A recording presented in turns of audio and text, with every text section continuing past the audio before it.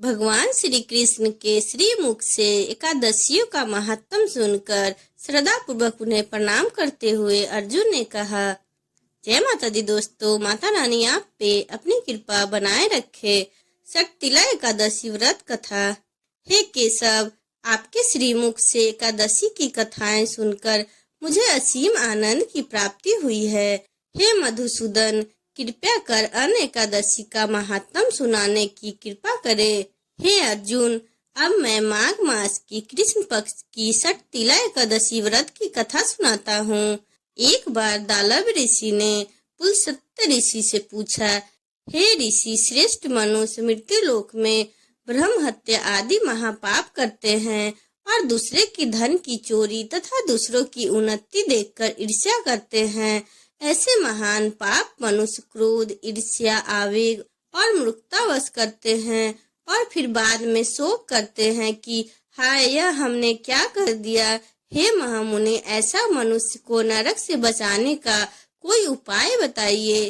कोई ऐसा उपाय बताने की कृपा करे जिससे मनुष्य को नरक से बचाया जा सके, अर्थात उन्हें नरक की प्राप्ति ना हो। ऐसा कौन सा दान पुण्य है जिसके प्रभाव से नरक की याचना से बचा जा सकता है? इन सभी प्रश्न का हल आप कृपा पूर्वक बताइए। दालव ऋषि की बात सुनकर पुलस्त्य ऋषि ने कहा, हे मुनि श्रेष्ठ, आपने मुझसे अत्यंत गूढ़ प्रश्न पूछा है। इससे संसार में मनुष्य का बहुत लाभ होगा। जिस रहस्य को इंद्र आदि देवता भी नहीं जानते हैं, वह रहस्य मैं आपको अवश्य ही बताऊंगा। माघ मास आने पर मनुष्य को स्नान आदि से शुद्ध करना चाहिए और इंद्रियों को वश में करके तथा काम, क्रोध, लोभ, मोह, ईर्ष्या तथा अहंकार आदि से सर्वथा बचना चाहिए। पुष्प नक्षत्र में गोबर, कपास, तिल मिलाकर उपले बनाना चाहिए। इन उपलों से 108 बार हवन करना चाहिए। जिस दिन मूल नक्षत्र और एकादशी तिथि हो, तब अच्छे पुण्य देने वाले नियमों को ग्रहण करना चाहिए। स्नान आदि नित्य क्रम से देवों के देव भगवान श्री हरि का पूजन व कीर्तन करना चाहिए। एकादशी के दिन उपवास करे तथा रात को जागरण और हवन करे। उसके दूसरे दिन धूप, दीप, नैवेद्य से भगवान श्री हरि का पूजा अर्चना करे तथा खिचड़ी का भोग लगाए। उस दिन भगवान विष्णु को पेठा, नारियल, सीताफल या सुपारी सहित अर्घ्य अवश्य देना चाहिए। तदुपरांत उनकी स्तुति करना चाहिए। हे जगदीश्वर, आप निराश्रितों को शरण देने वाले हैं। आप संसार में डूबे हुए को उद्धार करने वाले हैं। हे कमल नयन, हे मधुसूदन, हे जगन्नाथ, आप लक्ष्मी जी सहित मेरे इस तुच्छ अर्घ्य को स्वीकार कीजिए। इसके पश्चात ब्राह्मण को जल से भरा घड़ा और तिल दान करना चाहिए। यदि संभव हो तो ब्राह्मण को गौ और तिल दान देना चाहिए। इस प्रकार मनुष्य जितना तिलों का दान करता है, वह उतना ही सहस्त्र वर्ष स्वर्ग में वास करता है। तिल स्नान, तिल की उपटन, त्रिलोदक, तिल का हवन, तिल का भोजन, तिल का दान, इस प्रकार 6 रूपों में तिलों का प्रयोग शक्तिला एकादशी कहलाती है। इससे अनेक प्रकार के पाप नष्ट हो जाते हैं। इतना कहकर पुलस्त्य ऋषि ने कहा, अब मैं एकादशी की कथा सुनाता हूँ। एक बार नारद मुनि ने भगवान श्री हरि से शक्तिला एकादशी का महात्म पूछा। वे बोले, हे प्रभु, आप मेरा प्रणाम स्वीकार करें। शक्तिला एकादशी के उपवास का क्या पुण्य है, इसकी कथा आप स्वयं मुझे बताएं। उसकी क्या कथा है, कृपा कर मुझे कहिए। नारद की प्रार्थना सुनकर भगवान श्री हरि ने कहा, हे नारद, मैं तुम्हें प्रत्यक्ष देखा सत्य वृत्तांत सुनाता हूँ। ध्यान पूर्वक श्रवण करो। बहुत पहले मृत्यु लोक में एक ब्राह्मणी रहती थी। वह सदा व्रत उपवास किया करती थी। एक बार वह 1 मास तक उपवास करती रही।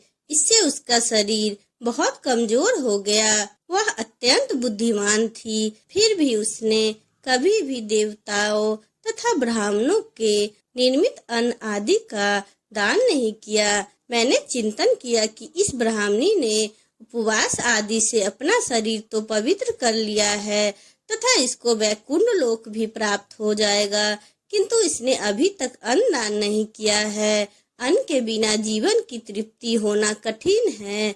ऐसे चिंतन कर मैं मृत्युलोक में गया और उस ब्राह्मणी से अन्न की भिक्षा मांगी। इस पर उस ब्राह्मणी ने कहा, हे योगीराज, आप यहाँ किस लिए पधारे हैं? मैंने कहा, मुझे भिक्षा चाहिए। इस पर उसने मुझे एक मिट्टी का पिंड दे दिया। मैं उस पिंड को लेकर स्वर्ग लौट आया। कुछ समय व्यतीत होने पर वह ब्राह्मणी शरीर त्याग कर स्वर्ग आई। मिट्टी के पिंड के प्रभाव से उसे उस जगह एक आम वृक्ष सहित घर मिला, किंतु उसने उस घर को अन्य वस्तुओं से खाली पाया। वह घबराई हुई मेरे पास आई और बोली, हे प्रभु, मैंने अनेक व्रत आदि से आपका पूजन किया है, किंतु फिर भी मेरा घर वस्तुओं से रिक्त है। इसका क्या कारण है? मैंने कहा, तुम अपने घर जाओ और जब देव स्त्रियां तुम्हें देखने आए तब तुम उनसे सततिला एकादशी व्रत का महात्म और उसका विधान पूछना। जब तक वह ना बताए तब तक द्वार नहीं खोलना। प्रभु के ऐसे वचन सुनकर वह घर आई और जब देव स्त्रियां आई और दरवाजा खोलने के लिए कहने लगी, तब उस ब्राह्मणी ने कहा, यदि आप मुझे देखने आई हैं तो पहले मुझे सततिला एकादशी का महात्म बताइए। तब उनमें से एक देव स्त्री ने कहा, यदि तुम्हारी यही इच्छा है तो ध्यान पूर्वक श्रवण करो।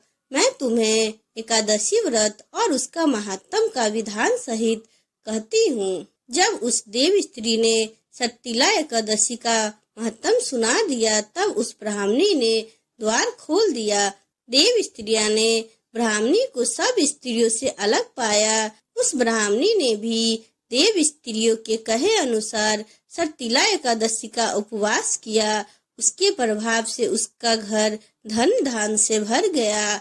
अतः हे पार्थ, मनुष्य को अज्ञान को त्याग कर सततिला एकादशी का उपवास करना चाहिए। इस एकादशी व्रत के करने वाले को जन्म जन्म निरोगता प्राप्त हो जाती है।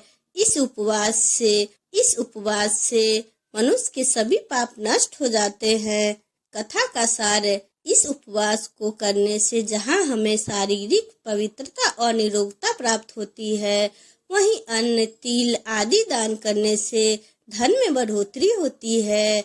इससे यह भी सिद्ध होता है कि मनुष्य जो और जैसा जैसा दान करता है, शरीर त्यागने के बाद उससे फल भी वैसे ही प्राप्त होते हैं। अतः धार्मिक कृतियों के साथ साथ हमें दान आदि अवश्य करना चाहिए। शास्त्रों में वर्णित है कि बिना दान किए कोई भी धार्मिक कार्य संपन्न नहीं होता है, इसीलिए दान करना चाहिए। बोलो श्री हरि विष्णु की जय, सततिला एकादशी की जय। अगर आपको मेरा वीडियो अच्छा लगा हो तो चैनल को लाइक एंड सब्सक्राइब करें एंड बेल आइकन को प्रेस करें।